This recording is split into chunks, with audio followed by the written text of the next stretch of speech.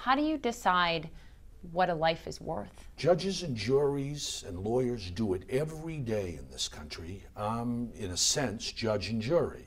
What would the victim have earned over a lifetime but for the tragedy? What about pain and suffering? Those are mathematical calculations that will be a large part of this program, but not all.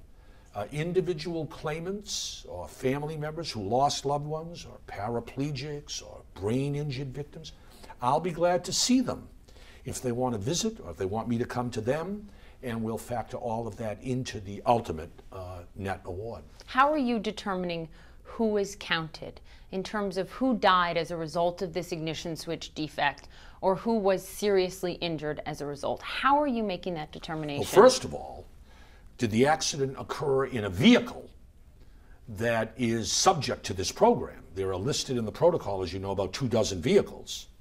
Secondly, it doesn't matter whether you were a driver, a passenger in the back seat, a pedestrian walking down the street, or an occupant of another vehicle, all eligible.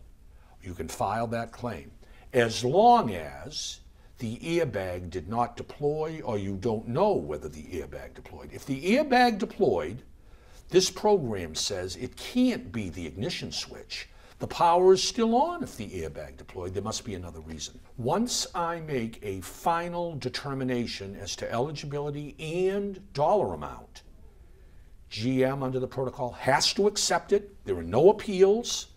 GM can't question it.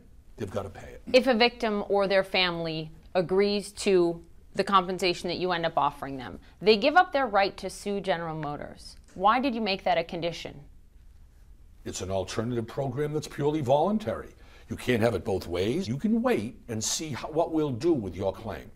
But if you decide that at the end of the day, I want the amount offered by the program, only then must you relinquish your right to litigate. General Motors had a revenue of about $155 billion in 2013. This is a company that has made and continues to make a lot of money. How did you determine how much money, how many millions they should have to pay out to these victims and their families? It has nothing to do with General Motors' wherewithal.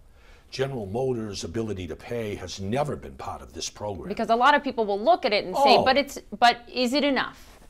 That's human nature. I guarantee you, as sure as anything, based on experience, there will be many, many claimants who will say, but is it enough?